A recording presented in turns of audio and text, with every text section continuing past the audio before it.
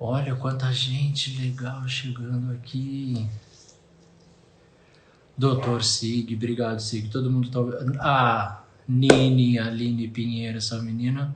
Gente, mas olha só quanta gente legal. O doutor Rodrigo Zen. Nossa, aumentou a responsabilidade. Se a Catarina já está nos ouvindo, nossa, Catarina, hoje vai ser.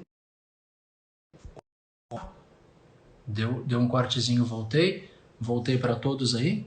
Me ouvem bem? Sim? Ok, perfeito. Bom, pessoal, hoje a gente vai conversar sobre uma grande temática dentro das questões de neuroarquitetura, das questões de neurodesign, de neurolighting. Inclusive ontem na live de neurolighting com o Rui Soares, que foi, nossa, incrível, a gente conversou um pouco sobre isso também, que é a questão do design biofílico. E quando a gente começa a falar de biofilia, design biofílico, a inserção disso tudo dentro da neuroarquitetura, dentro do neurodesign, existem muitas dúvidas e muitos mitos. E como a gente esclarecer essas dúvidas e esses mitos? Conversando com alguém que domine o assunto. E aí eu convidei a Catarina Macedo. A Catarina Macedo, ela é arquiteta, o escritório dela é Spirale. Depois dei uma olhadinha lá, @spirale.arc. A Catarina é uma profissional aí já de uma longa data de experiência, premiada internacionalmente, já participou de vários grandes projetos, sempre na área da sustentabilidade, eco-friendly, biofilia, uma grande estudiosa também de biomimética. A gente vai conversar sobre essas coisas todas hoje. E eu falei assim, Catarina, a gente tem que unir essas forças para a gente trazer para a galera esses conhecimentos sobre biofilia e tirar um pouco desse mito de que design biofílico, biofilia, é trabalhar exclusivamente com plantas dentro dos ambientes ou em determinadas situações. Claro que isso está dentro, mas é algo muito maior. Então eu vou chamar a Catarina Macedo para ela conversar conosco a respeito e a gente vai ter um super diálogo aí. Já aviso a todos que como a tela vai ficar dividida, então fica tudo menor. Caso alguém lance alguma pergunta, as perguntas estão abertas, fiquem à vontade. Caso alguém lance alguma pergunta, eu ou a Catarina, a gente não veja passar ali, porque quando a gente está falando, né, o raciocínio acaba ficando mais em função da tela. E aí depois entra lá no perfil, manda um direct, com o maior prazer do mundo a gente responde. Então a gente está aberto a isso. Tudo aquilo que a gente conseguir responder aqui na live, a gente vai responder, tá? Eu vou trazer a Catarina aqui para ela conversar conosco. Vamos achar aqui a Catarina, aqui espirale.arc, aqui está pelo @ do Espirale. Vamos lá, vamos trazer essa menina para participar aqui conosco. Vamos lá. Catarina Macedo, boa Olá, noite. Tudo bem, Catarina? tudo bem, Lori? Tá dando para escutar? Tá perfeito, para mim o som tá perfeito. Eu tô baixando um pouquinho do meu para não dar microfonia para você aí. Você me ouve bem também? Escuto e vocês estão me vendo? Tá dando para ver E direitinho? estamos vendo você lindamente e ouvindo perfeitamente também. Tudo bem? Então tá ótimo, tudo bem, Lori. Que bom. Catarina, inicialmente eu vou mudar um pouquinho a minha câmera aqui só para o selinho não ficar em cima de mim. Muitíssimo Perfeito. obrigado pelo aceite do convite. Honrado em ter você aqui. Fiz uma apresentação muito ínfima perto da grandiosidade aí do seu trabalho, em relação à arquitetura de modo geral, mas essa questão de sustentabilidade, trabalho com madeira, a gente até já participou de uma incursão fora do país em função disso juntos. As questões do design biofílico, que é o que a gente vai focar aqui hoje. E queria fazer um comentário aqui para todo mundo que nos assiste, que tudo isso que a gente fala de biofilia, tudo isso que a gente fala de design biofílico, de eco-friendly, de sustentabilidade, questões que a gente vai trazer hoje, a gente fala, essa mulher que está aí conosco, ela faz, ó, de uma maneira excepcional, reconhecidíssima, inclusive fora do país. Depois a gente vai falar um pouquinho daquele seu prêmio internacional, enfim. Então, assim, ó, a gente está aqui com a pessoa certa para conversar sobre isso. Catarina, apesar aqui das minhas firulas, né, a gente sabe a grandiosidade do seu trabalho, eu queria que você falasse um pouquinho da Spirale, dessas participações aí em grandes eventos como vocês têm de Casa Cor, essas premiações internacionais. Fique à vontade para trazer aí como você achar mais confortável, é um bate-papo mesmo. Perfeito, Lori. Queria agradecer o convite. Você sabe que é sempre super prazeroso essa nossa conversa, né? Super honrada de estar participando Oh, dessas lives contigo, né? Dessa vez no front, mas eu venho acompanhando todas as outras, todas muito boas, muito enriquecedoras, e essa troca é fantástica, né? Porque a gente só tem a aprender com isso. Agradeço a apresentação, você como sempre, né? Faz grandes ações e eu porque é vou ficando sempre merecido. muito. Mas enfim, eu acho que esse papo vai ser bacana, como você falou anteriormente, para a gente ir desmistificando o tema, né? E quebrando algumas conceituações rasas que existem sobre isso. E mostrando para todo mundo que se a gente vai aprendendo e aos poucos a gente vai executando essas técnicas, a gente vem trazendo aí bons resultados, os clientes ficam felizes e aí a gente consegue realmente ter um bom retorno de mercado. Perfeito, perfeito. Catarina, eu vou começar esse diálogo com você trazendo algumas pontuações para que a gente possa. Eu vou fazer com você como eu fiz com o Rui ontem, né? Para a gente não entrar a seco no design biofílico, porque a gente precisa entender algumas coisinhas antes, né? Perfeito. Mas para a gente poder entender alguns posicionamentos que antecedem design biofílico. Quando a gente começa a falar um pouquinho de sustentabilidade, que também acabou virando um certo modismo, né? Qualquer coisa se dizia que se trabalhava de forma sustentável. Entender um pouquinho desse cenário da sustentabilidade, ele é importante até para que a gente tenha embasamento em algumas coisas já executadas. Depois eu queria até que você me corrigisse. Tem um trabalho seu que foi extremamente reconhecido, que foi uma fachada de casa cor que acabou sendo reaproveitada para foi um trabalho tão bem feito arquitetonicamente, mas tão embasado nesses preceitos que terminou o evento e essa fachada foi transportada para outro lugar para que não se perdesse o projeto, né? Então, eu queria Perfeito. que você falasse um pouquinho desse projeto, fique à vontade para trazer outros depois, mas eu acho esse muito icônico, assim, por estar onde estava e ser tão validado além daquele evento para ser transportado para outro lugar e ali você trabalhou muito essas questões de sustentabilidade, trabalho com madeira, enfim, e você trouxe muitos quesitos de sustentabilidade ali. Então, se a gente pudesse aliar alguma coisinha rápida, tipo um panorama geral de que é essa sustentabilidade e como que a gente aplica isso em um projeto. Talvez esse projeto seja bem factível da gente conversar a respeito, né? Perfeito. Eu acho que uma primeira questão que a gente precisa tratar é sobre essa sustentabilidade, né? É uma palavra da moda e que a gente tem que ter sempre muito cuidado ao utilizar, porque ao mesmo tempo que não tem nada 100% sustentável, a gente também não pode ser superficial, né? Quando a gente trata do assunto.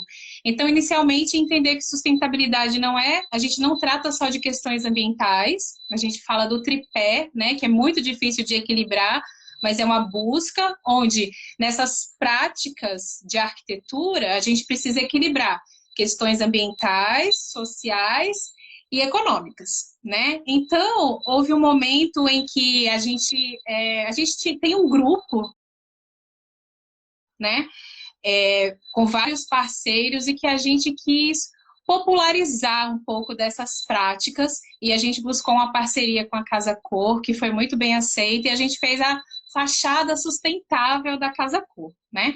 Por mais que eu diga que o 100% sustentável não existe, esse foi o título porque a gente aplicou algumas práticas sustentáveis. E no desenho, né, como eu falei, não foi um projeto só da Spirale, foi de uma equipe e com outros apoiadores, mas no desenho a gente fez questão de trabalhar, como a gente trabalha em todos os projetos, com algumas soluções que tinham várias respostas, né, integradas. Então a gente trabalha com madeira, que é um material de baixo impacto ambiental, então nesse caso foi a madeira laminada colada. E no desenho, a gente procurou trabalhar com um desenho, tendo como inspiração formas da natureza, trabalhando um pouco com biomimética, né? E ainda assim propondo um elemento de sombreamento. Então dá para perceber que no único projeto a gente tem um desafio e a gente acredita que essa boa arquitetura, que é o que todo mundo busca, ela vai responder de uma forma correta a várias questões de redução de impacto ambiental, de necessidade de aspectos estéticos, afinal de contas é uma casa-cor, então ela precisa ter um impacto esteticamente interessante, e além do que a gente trabalha com questões de eficiência energética, porque hoje em dia, principalmente em climas quentes, como é o caso de Brasília, a gente precisa que essas fachadas tenham um determinado nível de sombreamento para redução de carga térmica e também redução do consumo de energia. Então, daqui a pouco a gente vai entrar no tema da biofilia, mas ela não é isolada, né, dentro do contexto do projeto. Ela é um complemento, não no sentido secundário, mas ela é um elemento realmente que vem agregar no projeto. E em se tratando de neuroarquitetura, que você é o mestre, e daqui a pouco a gente vai falar mais sobre isso, ela traz realmente comprovações científicas de que determinadas questões que desde o início a gente já acreditava que funcionava, né? Agora a gente tem pesquisa científica realmente mostrando que as pessoas buscam, né, essa aproximação cada vez maior com aspectos naturais. Perfeito. Catarina, pegando um pouquinho dessa fala que você trouxe, uma das questões que até já dialogamos várias vezes, né, que quando se fala de sustentabilidade, a gente sabe que na prática o 100% é algo quase que utópico, né? Mas que sempre se busca. E em função disso, em função dessa impossibilidade, o mercado acabou adotando inicialmente uma questão que se chamava assim, projetos que têm princípios sustentáveis, que têm princípios de sustentabilidade, no sentido, não estou comprometido a ser 100% sustentável, mas estou trazendo essa filosofia para o meu trabalho dentro do que me é possível no tripé que você mencionou. Porque aí a gente consegue separar um pouquinho do ecológico para o sustentável, né? Até conversávamos hoje sobre isso, né? Sim. O ecológico, ele é ecologicamente correto, mas ele não necessariamente leva em consideração uma das partes desse tripé, que é a parte econômica, né? A parte financeira. E o sustentável já leva. Então, para ele ser sustentável, ele tem que poder existir. E aí nasce em função dessa impossibilidade de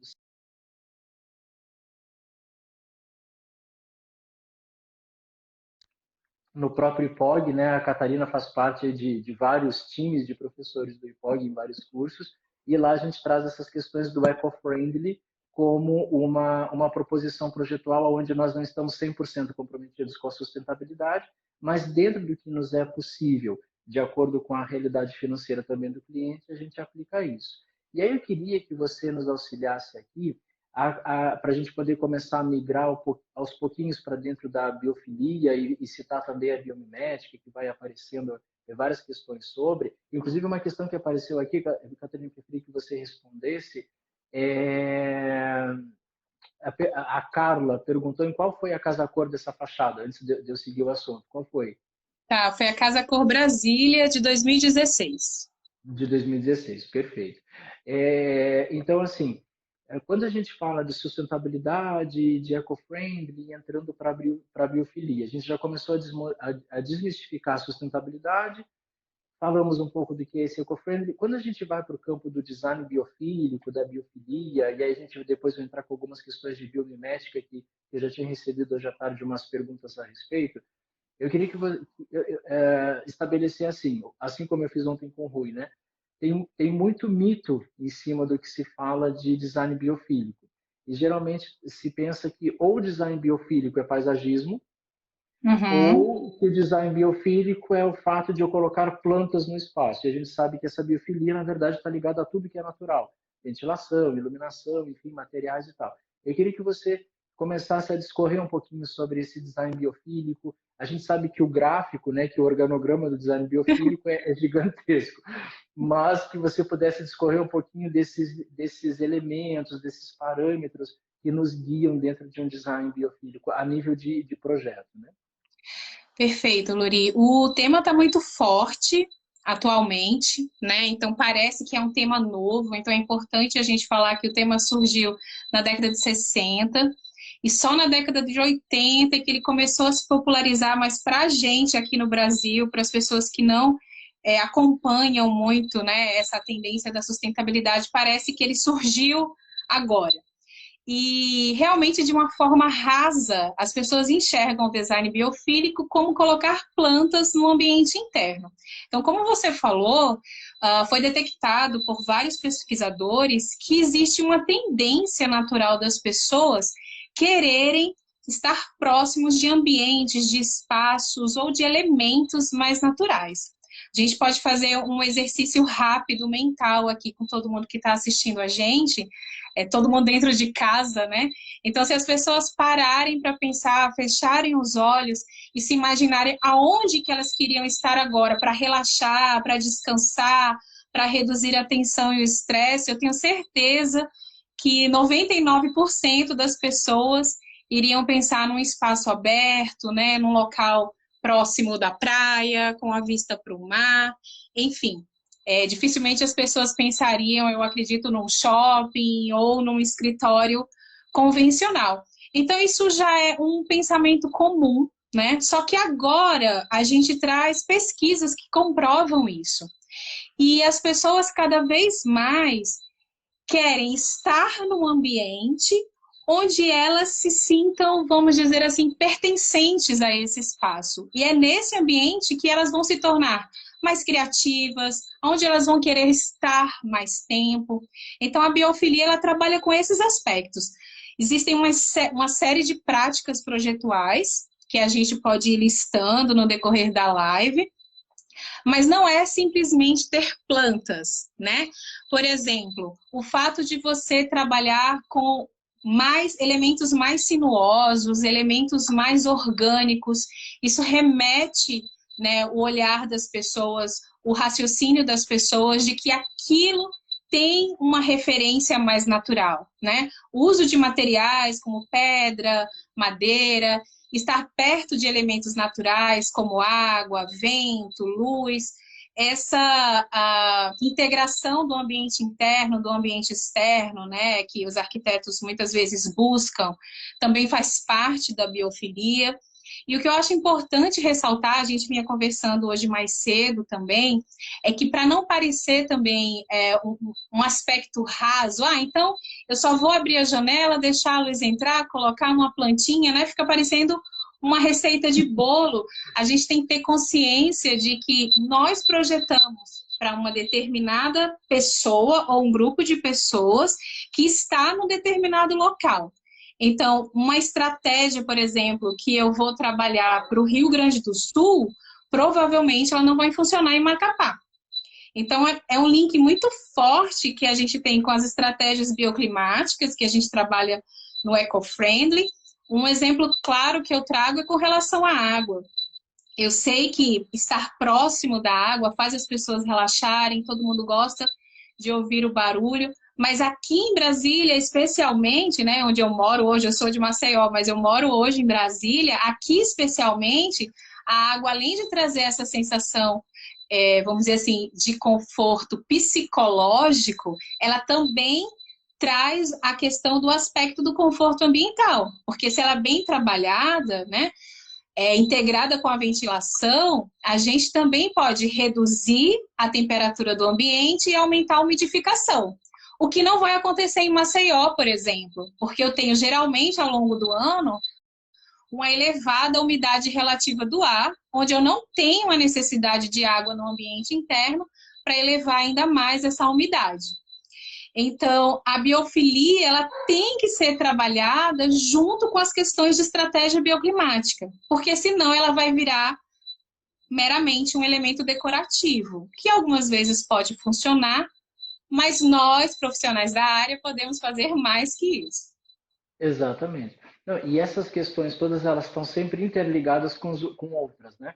Quando a gente vem para esse mundo neuro, que a gente vem falando, neuroarquitetura, neurodesign, neurolighting, várias coisas de uma forma direta, inclusive, elas se complementam.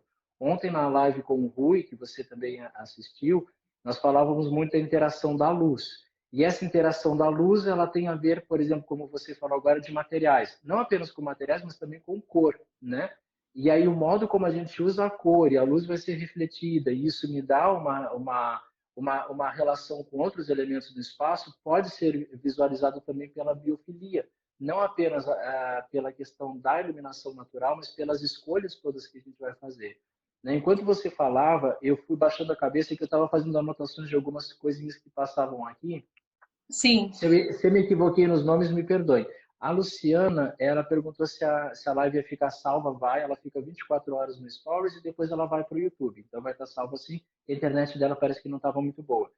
Eu não pude pegar o nome todo, então me perdoe, só peguei o inicinho, foi Tommy, perguntou sobre bibliografias. Você consegue indicar alguma coisa assim de fácil leitura, uma leitura assim bem tranquila? Então, eu posso. Agora eu não deixei nada pronto, assim, para poder estar passando, mas eu acho que o pessoal pode mandar um direct para gente, enfim, pode se Perfeito. comunicar, né, ao final da live, que a gente manda com o maior prazer essas referências bibliográficas. Até mesmo porque são muitos e depende muito do foco, né? A biofilia, ela não vem assim, o Sim. que é biofilia? Ela está sempre encaixada em algumas coisas, né? Perfeito. O Rui comentou, eu estava comentando aqui sobre a cor, enfim, e aí o Paulo passou agora aqui um pouquinho, ainda está aqui na tela. Ele comentou que muitos ambientes de trabalho são envelopados, né? Então a gente sabe que no meio corporativo, infelizmente, a gente tem espaços que assim são tratados. E nesses espaços a gente consegue trabalhar com uma biofilia no sentido de resolução. Ela não é a correta, ela não é a ideal, ela é uma biofilia que a gente poderia chamar de provocada, né? Quando a gente traz esses elementos de uma forma provocada ao espaço. Aí a gente vai ter que, entre aspas, fabricar uma biofilia. Como a Catarina disse, o ideal é aberto ao mundo exterior, enfim, os elementos que a gente já sabe, mas a gente consegue fabricar com a escolha da iluminação correta ou mais adequada, a escolha de determinados elementos. Aí se encaixa a inserção da vegetação, mas não é o elemento decorativo, né, Catarina? É fabricar o que a gente não tem. Não adianta a gente chegar e dizer assim para uma empresa: arrebenta a parede e põe uma janela. Talvez isso não vá acontecer, né? Nesses pressupostos a gente consegue fabricar essa. Na verdade, eu estou me expressando equivocadamente. A gente não vai conseguir fabricar a biofilia, mas a gente vai conseguir trazer elementos de biofilia para dentro do espaço, mas não fazer a biofilia como ela de fato deve ocorrer. Perfeito. Lori, se você me permite, dentro de uma classificação dessas estratégias do design biofílico, existe a classificação de estratégias diretas e estratégias indiretas. Então, obviamente, né, que em alguns espaços a gente vai conseguir fazer essa interação maior de ambiente interno com ambiente externo, mas principalmente em ambiente corporativo, a gente vai ter essa maior dificuldade. Eu recentemente fiz um projeto de uma ONG internacional aqui em Brasília, onde é uma ONG ambientalista. Então, eu tinha esse desafio. Era um edifício alugado, então eu não poderia fazer intervenções arquitetônicas, né, muito arrojada, onde ele tem fachadas envidraçadas, né, muitas áreas envidraçadas, o que aqui em Brasília ocasiona grandes ganhos térmicos, e ao mesmo tempo as pessoas que iriam frequentar esse espaço odeiam ambientes fechados. Então, eu precisava fazer um projeto onde as pessoas trabalhassem em um ambiente fechado, mas se sentindo em um ambiente aberto, né? Então, esse foi o meu conceito. E aí, obviamente, as estratégias de biofilia direta, né, eram reduzidas, mas a gente conseguiu trabalhar com uma certa organicidade, com o uso de materiais naturais, com o uso de elementos de sombreamento da fachada, onde eu conseguia filtrar essa radiação solar direta, reduzindo carga térmica e deixando entrar só uma luz natural difusa, né? Por mais que a fachada ainda não foi executada, a gente está em processo ainda, o ambiente interno já foi executado, mas tem como a gente, de certa forma, filtrar o que o ambiente nos traz de negativo e aproveitar o que ele tem de positivo, né? Obviamente, eu queria trabalhar com ventilação natural, nesse caso eu não pude, porque eu precisava do ar-condicionado, mas ainda assim eu consegui posso, né, ter essa luz difusa, de qualidade, né, não gerando ofuscamento ao ponto dos usuários terem que usar cortinas, e ao mesmo tempo tendo um ambiente mais compartilhado. Na antiga sede, eles estavam acostumados a ter blocos fechados por setores, muitas áreas de reunião, e daí a importância de um briefing bem feito, né? Eu tive a oportunidade de trabalhar, de conversar, não só com os gerentes, mas tive várias reuniões com todo o pessoal, todos os colaboradores, onde eles expressavam realmente essa necessidade, né, essa vontade de não estarem clausurados. Então, ao invés da gente trabalhar com grandes salas de reunião ou várias salas de reunião, a gente criou elementos que a gente chamou de espaços de encontros, né? Porque a gente descobriu, conversando com eles, e eles não precisavam de reuniões completamente fechadas com isolamento acústico, que é o que a gente está acostumada. Eles precisavam se encontrar, porque eventualmente um estava na Amazônia, o outro estava em Fernando de Noronha, um estava no Cerrado, e aí eles chegaram ali na sede, eles precisavam trocar ideias com seu notebook, e aí a gente foi conseguindo fazer um espaço mais informal, com o uso de elementos mais naturais, que no caso foi a madeira, e aí depois a gente teve um feedback aí bem positivo, onde os colaboradores recebiam a gente com um certo ar de agradecimento, né? Que não tem pagamento melhor do que esse, né? Do que você ser recebida por essas pessoas que agora gostam de trabalhar no local. Como eu costumo dizer, não é um projeto perfeito, eu falo isso sempre para os alunos e nas palestras. Inicialmente eu tinha uma certa dificuldade até de mostrar os projetos, porque nós somos nossos principais críticos. Não é um projeto perfeito, não é um projeto 100% sustentável, mas é isso que a gente persegue, né? É esse o nosso propósito. E quando a gente realmente tem uma energia maior para atingir esses objetivos, a gente vai conseguindo aplicar, né, essas estratégias e esse retorno ele vai acontecendo. Então, acho que esse foi um bom exemplo, assim, de como a gente, respondendo essa pergunta, desculpa se eu falei demais, Por mas favor. exemplo onde a gente conseguiu trabalhar com estratégias de sustentabilidade, biofilia, né? E nessas estratégias de sustentabilidade, obviamente eu estou falando de estratégias bioclimáticas, eficiência energética, em um projeto corporativo, que foi essa pergunta, né? Que surgiu agora há pouco. Sim, perfeito. Eu fiz algumas anotações aqui de coisas que foram passando, vou pontuar todas, eu só queria trazer dois cenários aqui. Um deles, quando a gente fala de neuroarquitetura, e aí a gente está querendo sempre estar embasado no usuário, a gente sempre busca o usuário, a relação do usuário com o espaço, com o ambiente, a biofilia ela se encaixa 100% nisso, porque como na neuroarquitetura a gente trata muito das questões multissensoriais que nós temos a todo instante, incluindo em ambientes construídos, essas relações elas se tornam cada vez mais importantes e dentro dessa análise, e a gente percebe que temos vários ferramentais para isso. Então, a gente já conversou sobre iluminação, a gente está agora conversando sobre a biofilia. E a biofilia, um ponto aqui que a Catarina trouxe, que é muito importante, ela não está só nesses elementos que tendem ao natural. Também estão em estratégias de projeto, né? Como a Catarina falou, a adoção de formas um pouco mais orgânicas, ou seja, tudo que me leve para uma linha natural. Na natureza, a gente não tem linhas retas absolutas, né? Então, quando a gente tem um pouco mais de organicidade nesse espaço, isso também tem a ver com a diagramação do layout, o modo como me movimento. Então, essa parte de ver o orgânico do projeto através da biofilia não está apenas nos elementos, está também na concepção do projeto. Não adianta eu aplicar tudo que vai ser um verdadeiro aplique. Eu só vou aplicar, mas ele não vai me dizer nada. Eu preciso que o projeto tenha uma dimensão de compreensão desse todo, para que então vale a pena a gente trazer essas questões de biofilia, por exemplo, para serem acopladas ali. Do contrário, efetivamente vai ser uma coisa meio fake, né? Um outro ponto importante que eu queria comentar e trazer a sua visão também, Catarina, mais uma vez, não esqueci das perguntas que passaram, estão anotadinhas aqui, tá? Até agradecer, tá aqui também a Cristiane Abreu, a Marina Otti, também trabalham com essa questão de biofilia, está aqui nos acompanhando, obrigado, meninas. E um ponto importante, assim, normalmente quando a gente fala de biofilismo, e aí, Catarina, com a sua vasta experiência, né? Quando a gente fala de design biofílico, Geralmente a gente pensa assim, ah, então vai ser aquele ambiente mais coworking, então vai ser uma coisa mais indo para o industrial, vai ter uma linha, uma pegada mais jovial, mais solta, enfim. Mas a gente consegue também trabalhar isso em ambientes extremamente formais, né?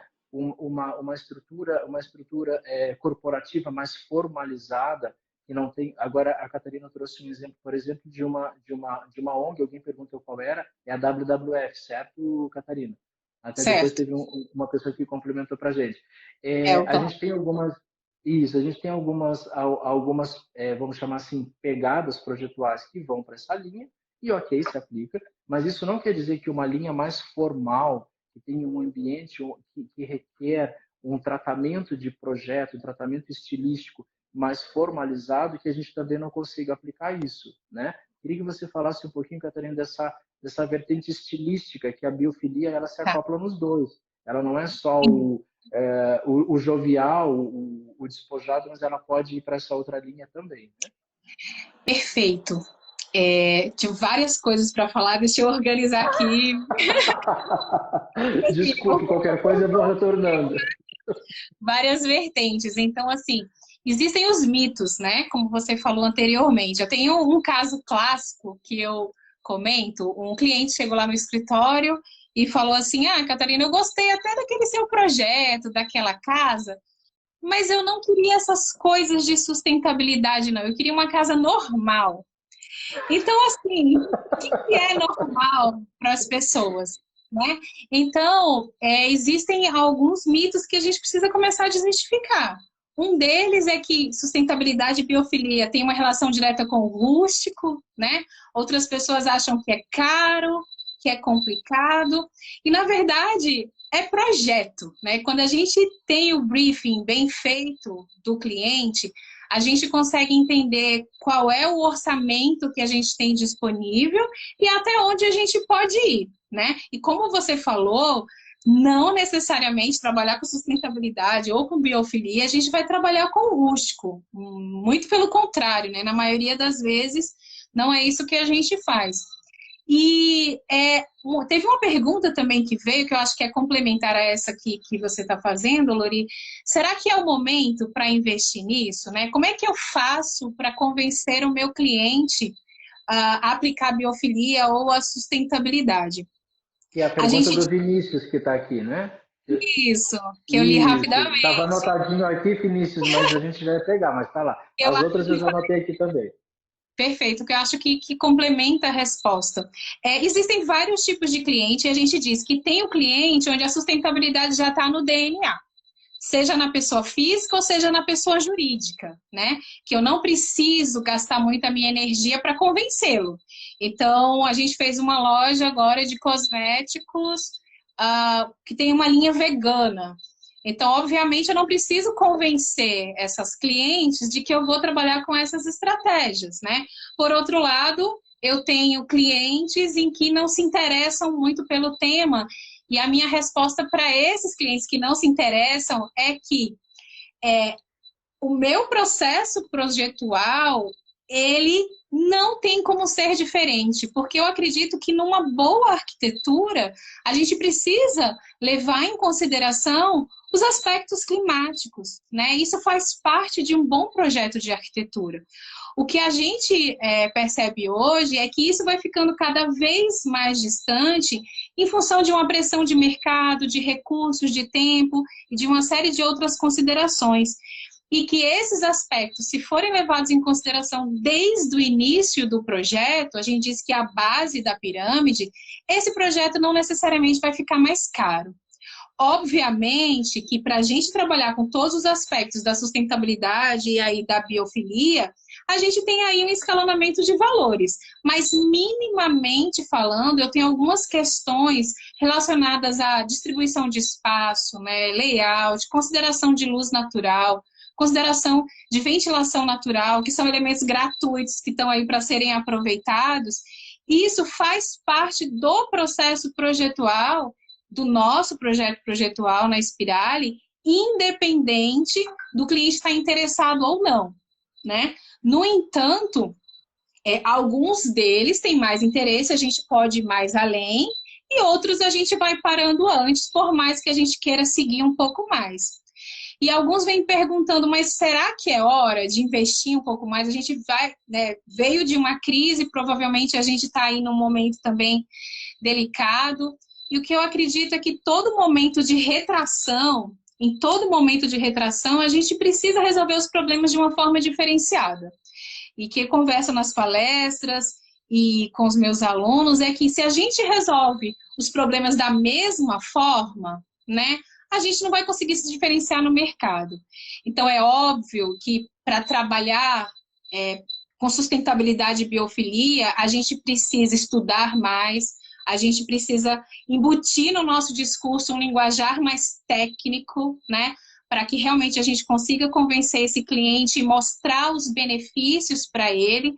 Algumas das ações não necessariamente vão custar mais caras, outras talvez sim, e aí a gente pode mostrar qual o retorno disso, e obviamente ele que vai decidir se vai aplicar ou não. Mas a gente acredita que a sustentabilidade e a biofilia é uma ferramenta de inovação. E se a gente quiser se diferenciar nesse mercado, a gente precisa inovar, né? Então, por isso que no início da live a gente comentou de que a gente tem que ter um certo cuidado quando a gente vai tratar nesse assunto da sustentabilidade, para realmente não ser uma palavra da moda, né? Ao mesmo tempo, não ser um elemento impossível de se projetar, mas que a gente precisa encarar como um elemento de inovação, né? De trazer para o mercado novas soluções viáveis, né? A gente está falando aqui de dinheiro também. Então, essas inovações precisam ser viáveis. Quando eu falo de viabilidade, eu estou falando de viabilidade técnica, estou falando de disponibilidade de mão de obra, disponibilidade de material e viabilidade financeira. Tudo isso tem que ser levado em consideração também. Perfeito. Enquanto você discorria, Catarina foi passando algumas coisas aqui, algumas super pertinentes, e tem uma pergunta bem técnica aqui, vamos ver até onde a gente vai conseguir entrar nela. Um dos comentários o Sig acabou de colocar, o Sig também é nosso colega aí de trabalho no IPOG também, e ele está muito envolvido com questões corporativas, com questões de análise de espaço, ele é um profissional muito envolvido com isso. E ele acabou de comentar aqui que essas questões todas muito rapidamente se pagam. E quem está falando isso não é nem o Lori, nem a Catarina, é uma pessoa que trabalha diretamente com isso, né, e que valida o que você acabou de dizer, né? Tanto agora quanto numa fala anterior que você falou, que realmente esse retorno ele acaba acontecendo. Muitas vezes não apenas na parte financeira, além da financeira, mas muitas vezes em relação à produção, à produtividade de qualidade. Ontem nós falávamos na live do Rui que não adianta você promover uma grande produtividade, mas sem resultar numa qualidade do usuário, né? E aqui a biofilia ela vem justamente tentar esse equilíbrio aqui entre isso. O Otero ele comentou que nem deveria se chamar bioclimática. Isso, Otero, é uma discussão muito antiga, porque assim, desde quando começaram a inventar nomes do tipo assim, arquitetura vernacular, arquitetura bioclimática, arquitetura sustentável e por aí afora, muitas linhas de estudiosos sempre disseram assim, é a arquitetura. A arquitetura, por si, deveria ser isso tudo. No entanto, como muitas coisas vêm chegando, algumas arquiteturas foram acoplando esses nomes. Assim, quando a gente fala de neuroarquitetura, simplesmente a gente está simbolizando que agora existem mecanismos científicos testados e em teste, porque é uma coisa que está evoluindo muito, que nos dão ferramentas. Mas se a gente parar para pensar, a arquitetura já deveria conhecer isso, que agora tem ferramentas novas para isso, né? Como o design biofílico, enfim, então acabam chegando isso. E aí, Catarina, veio uma pergunta técnica bem precisa, que foi do Paulo de Tarso, em relação à segurança ambiental, né? Quando a gente fala dessas questões de sustentabilidade, design biofílico, enfim, ele trouxe um ponto que é em relação à segurança ambiental no uso do gás radônio. Eu não sei se isso está dentro do seu escopo de trabalho, se ele puder depois nos elucidar aqui especificamente no que isso é utilizado, Sim. mas enfim. Eu acho que poderia estender um pouquinho mais a pergunta. Talvez ele esteja para a gente saber como exatamente. passar isso para você, por favor. Bom, e aqui o Sig continuando, né? O Sig dizendo lá que que reduz muito afastamento e estresse, afastamento das pessoas do trabalho e estresse, enfim, e aí vem indo. Tinha passado uma perguntinha antes, Catarina, que era, só que eu não conseguia anotar o nome, não quero rodar tanto aqui, pedindo algumas dicas práticas de projeto. Algumas coisas que, não apenas assim, aplicar madeira, enfim, mas algumas dicas práticas de projeto de como tornar isso mais orgânico. Bom, experiência para você não falta, né? Só antes de eu passar o problema para você, deixa eu só fazer um comentário em relação a dicas. Dicas, elas são interessantes diante de uma realidade, só para que a gente consiga pontuar. Como a Catarina falou agora um pouco de tempo atrás, até que ela citou, se não me engano, o que vale em Porto Alegre não vale em Macapá. Isso vai acontecer, às vezes, até dentro de uma mesma cidade. Eu mesmo moro numa cidade que é Cascavel, Paraná, e os projetos que a gente faz na região oeste da cidade não servem para os projetos que a gente faz na região norte da cidade. A diferença de temperatura ao longo do dia chega a dar 5 graus, 6 graus. Muitas vezes, na região que eu moro, o clima está normal, e numa região mais próxima a uma região que a gente chama região do lago, lá tem neblina assim de você não enxergar 3 quadras na frente de você. Então, essa questão do microclima, ela influencia muito essas questões do biofilismo, mas também da vertente de sustentabilidade, enfim. Então, essas dicas que a Catarina vai passar, que fique muito claro que elas não são uma receita. Faça isso que vai dar certo. Não. Pode ser feito isso para determinadas situações. Só estou tentando aliviar a carga do que veio para você, Catarina.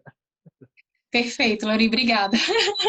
É uma resposta, realmente, eu não gosto de receitas de bolo, tanto é que quem assiste as minhas aulas sabe que eu preparo uma aula exclusiva para o local onde eu vou trabalhar.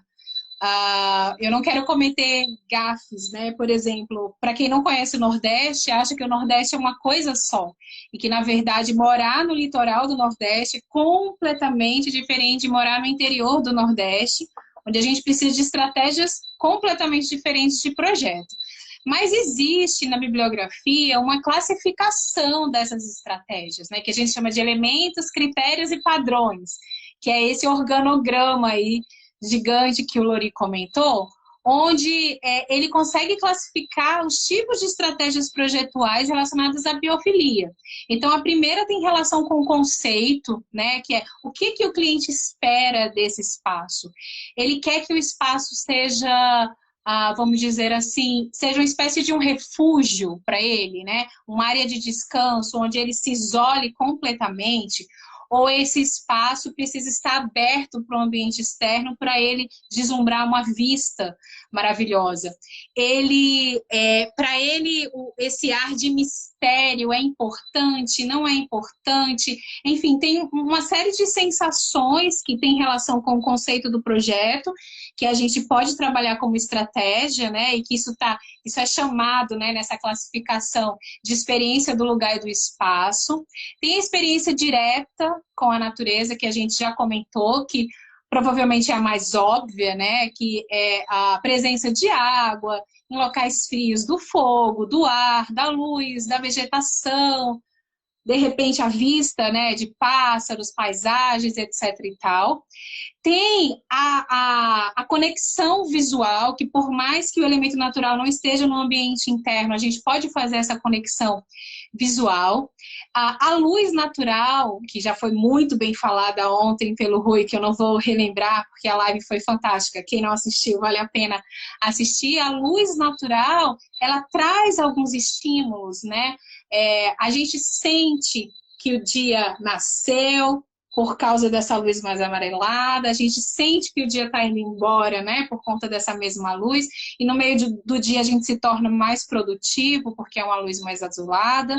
Enfim, as formas em si, forma de mobiliário mais orgânico, uso de materiais mais naturais, que eu já falei anteriormente. Eu sou completamente apaixonada pela madeira, né? É um material natural, que a gente sabe que tem os seus desafios no uso. Essa madeira tem que ser de boa procedência, a gente tem que garantir a procedência dessa madeira, mas ela é um material onde a gente se identifica, né? A gente sente necessidade de estar perto dela, ela tem texturas e cores que realmente nos atraem. E eu proponho até, Lori, um exercício, né, para quem está assistindo a gente, que foi um exercício que eu mesma fiz. Eu fiz na Casa Cor do ano passado, porque às vezes a gente estuda, lê as referências bibliográficas, a gente quer testar na prática, né? Como que isso realmente funciona.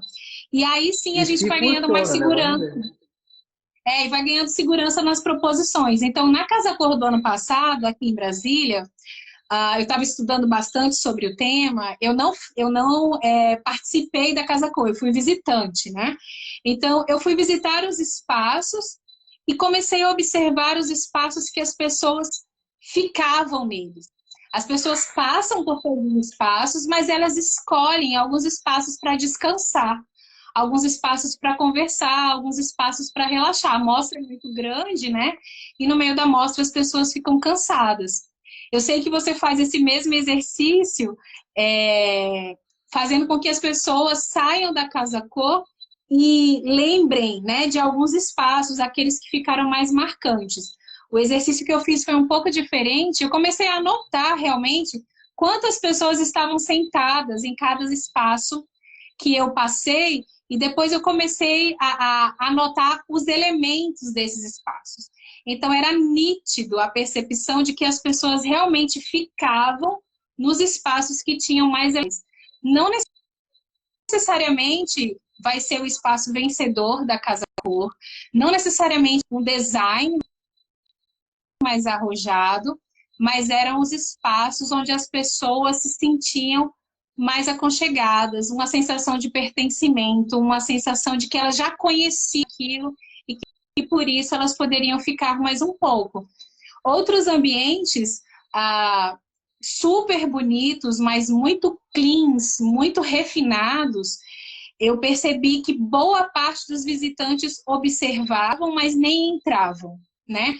Porque tinham um certo medo, né, de frequentar um espaço que não fazia parte do dia a dia deles. Então, um espaço que utiliza essas estratégias de biofilia, ele realmente é um espaço mais convidativo.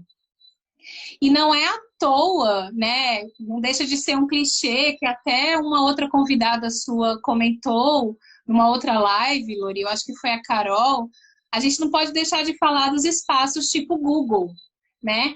É uma empresa de referência e não é à toa que os espaços tipo Google utilizam a biofilia, né? Porque eles precisam de espaços que misturam tecnologia com humanização para gerar pertencimento.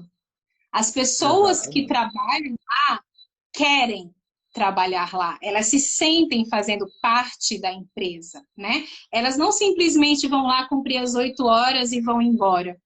Então, foi uma sacada, né, muito grande e que isso é replicado em muitas outras empresas que realmente trabalham com inovação, de que a gente precisa gerar essa sensação de pertencimento para que as pessoas consigam ser mais criativas, ser mais produtivas, para que as pessoas queiram se manter naquele espaço, né? Então, é muito diferente da relação de produtividade que se tinha na Revolução Industrial, onde você colocava as pessoas enclausuradas, fazendo mecanicamente o mesmo trabalho, né? Essas pessoas que só conseguem fazer mecanicamente o mesmo trabalho vão ser substituídas rapidamente por robôs. Mas quem consegue criar, inovar, mesmo em contextos adversos, como é o que a gente está vivendo, são pessoas que, teoricamente, a gente acredita, né, que não possam ser substituídas por robôs. E esses ambientes precisam estar adequados a essa nova percepção de trabalho. Perfeito. Inclusive, esse gerar o pertencimento, como você falou, está muito ligado às memórias afetivas, que a gente já vinha falando em outras lives, enfim, isso acaba tendo uma conotação gigantesca nesse espaço. Aí eu volto ao quesito que eu falei agora um pouquinho antes com você, que não é o design biofílico, é o projeto pensado e organizado para isso. Tem uma frase que eu uso constantemente que é assim: não adianta você ter um espaço colorido e dentro pessoas cinzas. Não, não funciona, né? Então, você fazer até foi nessa mesma live com a Carol, que você mencionou agora, fazer um espaço onde tem mesa de jogos, puffs, plantas, etc. Mas isso não está em uma composição organizada para o usuário, ele olha e aquilo não diz nada, né? Uhum. São apliques, né? E aí esses apliques você tem um espaço todo colorido, cheio de coisas, mas de repente não é ou aquele perfil, ou aquilo não conversa com as pessoas. E aí você fica automaticamente tendo um espaço colorido e as pessoas cinzas ali dentro, porque não tem como usar. Catarina, enquanto você falava, foi passando várias coisas aqui, eu vou tentar puxar algumas. Vi que entrou aqui na live, não colocou nada, mas eu vi que entrou a Carolina Ogura e o Maurício da Lastra. Toda vez que eu percebo que Deus está passando aqui, eu tenho que agradecer. Eles participam indiretamente no projeto do livro, do NeuroArc. Está aqui o selinho aqui do lado, então deixar meu agradecimento a eles por estar aqui acompanhando com a gente. E aí, anotei aqui algumas perguntas, vou tentar ir na ordem que eu anotei. A Raíza, ela trouxe um pedido de, como a gente está com o tempo quase indo para o final, falar um pouquinho sobre paisagismo e biofilia, que foi o que a gente falou lá atrás, né? E biofilia não é necessariamente só o paisagismo ou que tem a ver com as técnicas de paisagismo, são paralelos. Eu não sei se rapidamente você quer trazer alguma coisinha, só para a gente não conseguir responder as outras também. É interessante porque também algumas pessoas comentaram sobre jardins verticais, né? É um desafio Isso, que foi a grande Juliana. fazer essa integração do paisagismo com o ambiente interno. Obviamente, o paisagismo ele é uma das estratégias da biofilia, como sempre, é um projeto, né, que precisa ser bem colocado. E a aplicação de plantas no ambiente interno, por mais que pareça simples, não tem nada de simples, né? Para ter plantas, a gente precisa de luz, e a gente precisa de manutenção, e precisa de irrigação, e precisa de uma técnica apurada para estar aplicando isso no ambiente interno para que essa planta se mantenha viva, né? Novamente, ela não é um elemento decorativo. É um desafio diário. Inicialmente, a maioria dos clientes sinaliza que quer plantas no ambiente interno. No desdobrar do projeto, muitas vezes eles se surpreendem porque não tinham pensado em alguns aspectos como manutenção, né? Então, e também custos. Então, como você falou, Lori, não vai existir uma receita de bolo, vai ter que existir um briefing bem feito, e esse briefing vai sinalizar a aplicação de algumas técnicas, e algumas dessas técnicas vão ser viáveis ou não. Isso vai sendo peneirado ao longo do projeto, que é o caso dos jardins verticais. Perfeito. Eu estou apressando aqui para aproveitar tudo de você nesse período aqui. Se eu anotei errado, me perdoem, a Ira Maia, eu acredito que a mesma pessoa que participou ontem conosco, ela está perguntando assim, o que não pode faltar em um projeto que aplica biofilia. Aí a gente volta a todos os elementos de novo, né? Então, Mas existe enfim. vai existir os mitos. Então, provavelmente, se eu for colocar para vocês aqui um exemplo de um projeto biofílico que não tem vegetação, vai gerar uma interrogação gigante. Todo mundo, nossa, é um projeto biofílico que não tem vegetação porque é um mito, tá? Então, é o que, vamos dizer assim, visualmente se identifica mais rapidamente com o projeto biofílico, mas não necessariamente, vamos dizer assim, se não tiver vegetação por um motivo ou por outro, ainda assim a gente pode caracterizar esse projeto com práticas de biofilia. Eu não acredito que não exista nada, né, que precisa ter. Eu acho que um bom projeto biofílico precisa ter um raciocínio com relação a essas questões de integração dessas estratégias com o projeto. E aí, enfim. Perfeito. Perfeito. O Sig, o nosso colega Sig, ele trouxe aqui uma pergunta quase íntima, mas enfim, o que você acha, ou se seria possível aplicar porcelanatos que imitam madeira? Eu acho que, só para contextualizar, eu acho que o Sig trouxe isso porque como ele é muito ligado ao meio corporativo, que dá resultado, que precisa de resultados e é tudo muito rápido, muito prático, eu acho que a pergunta dele foi mais em termos de aplicabilidade mesmo, né? Se seria uma possibilidade, digamos assim, talvez no nosso chamado biofílico indireto, né? Sim, a gente tem as escalas. É óbvio que eu nem preciso comentar. Se o SIG pudesse, ele colocaria a madeira natural, né? Nós, arquitetos, a gente Exato. tende a querer utilizar o material como ele é e não a imitação. No entanto, tem alguns casos que isso é inviável, né? E aí a gente parte para as opções que a gente tem no espaço. Obviamente que se a gente vai olhar para um porcelanato amadeirado, a gente ainda assim remete ao elemento natural madeira, né? Tem algumas texturas que são tão fidedignas, né? Que a gente consegue fazer esse link. E aí entra naquelas escalas de viabilidade, né? O que é possível colocar em termos de o que o cliente vai topar, né? E aí a gente tem a possibilidade do direto e do indireto, que é esse exemplo que o Sig trouxe para a gente. Perfeito, perfeito. Depois veio uma pergunta se eu anotei errado, me perdoe, porque passou rápido, da Lira. Ela comentando que existem muitos materiais que vão na linha do eco-friendly, que a gente estava comentando sobre isso, e como que você, Catarina, vê o nosso mercado preparado para esses materiais?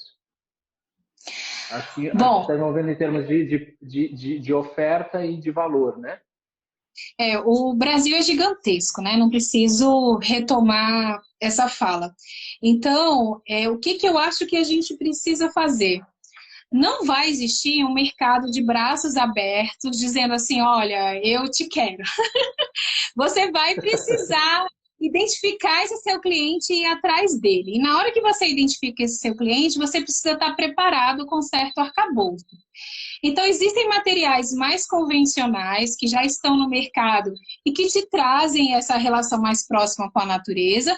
Existem outros chamados de mais alternativos, né? Em que vai existir a possibilidade ou não de aplicar em alguns espaços. O que eu costumo fazer é, por exemplo, se eu vou numa feira, numa Expo Revestir, obviamente que a gente vai estar procurando inovação, materiais esteticamente interessantes. Estou falando de revestimento agora, né?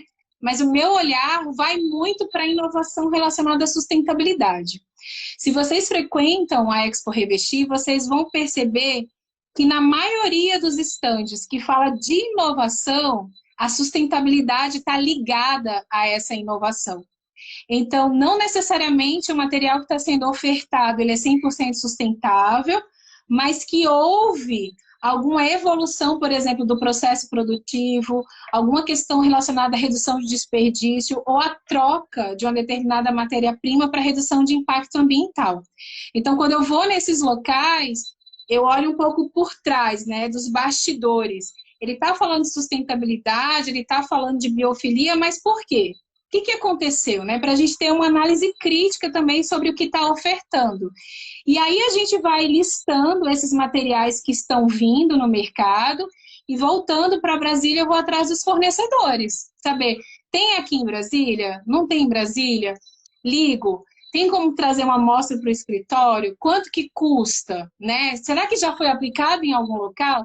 Então, é o mesmo trabalho que se tem, que um designer de interiores tem, com qualquer outro tipo de material, né? O exemplo da Exo Revestir é claro, a gente vai e depois, quando a gente volta, a gente quer saber quem vende, quanto custa, né? Como que é a durabilidade, manutenção, só que eu adoto um critério a mais. Eu coloco nas minhas observações o critério da sustentabilidade, obviamente, da biofilia. E aí, quando eu vou fazer o projeto, eu já tenho essa lista de materiais que eu quero aplicar. Não necessariamente eu vou conseguir, né? Porque dificilmente a gente consegue aplicar tudo que a gente quer num projeto. Mas eu vou fazendo essa peneira e aí eu tenho, vamos dizer assim, o meu banco de dados, igual vocês têm. Perfeito. Catarina, vou precisar interromper você que vai cair daqui a 20 segundos.